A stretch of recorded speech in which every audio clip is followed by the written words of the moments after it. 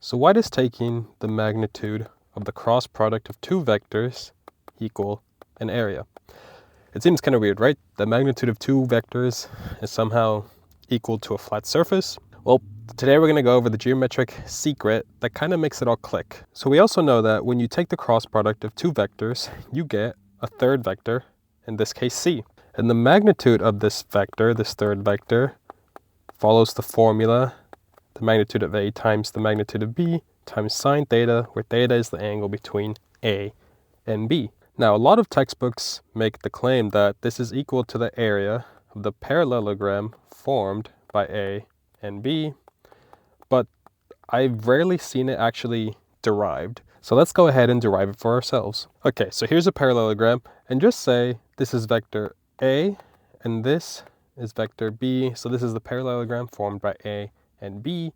And for now, I'm not going to deal with these as vectors. I'm going to deal with their magnitudes. This is magnitude A, this is magnitude B, and of course, this is also magnitude B, and this is also magnitude A. But I want some space, so I'm going to erase these two. Okay, so pretty much we have to find the area of this entire parallelogram, right? That's what we have to do. So what we're first going to do is divide this into two more triangles. So right now we have four. Right now we have two. What we want is four equal triangles, okay? And remember, this is the angle between A and B, which is equivalent to this angle between A and B.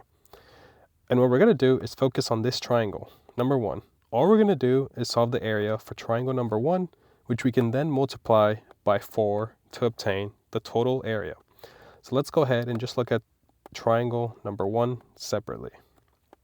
Okay, remember, this entire length is the magnitude of A.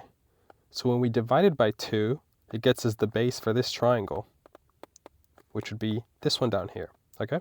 So this is the magnitude of B, this is angle theta, and this is the magnitude of A divided by 2, which means that this side here is the magnitude of B sine theta, okay?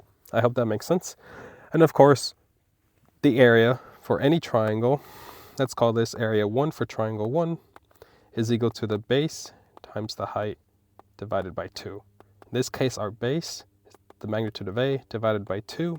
The height is the magnitude of B sine theta, and all of this divided by 2, which is equivalent to saying that this is the magnitude of A times the magnitude of B sine theta divided by 4.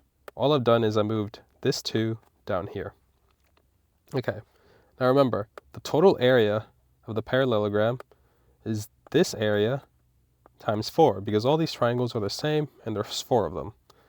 So area parallelogram is equal to 4 times A1, which is equal to 4 times the magnitude of A times the magnitude of B sine theta divided by 4.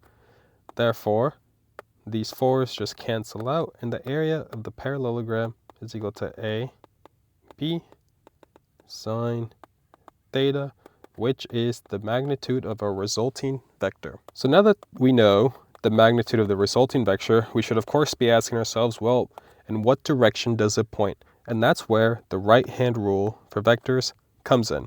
It's so much simpler than you might think. Comment down below, did the parallelogram area finally make sense for you? And go ahead and watch my next video where I break down the right-hand rule so that the complete puzzle of this resulting C vector finally makes sense. The link is in the description and on the screen now.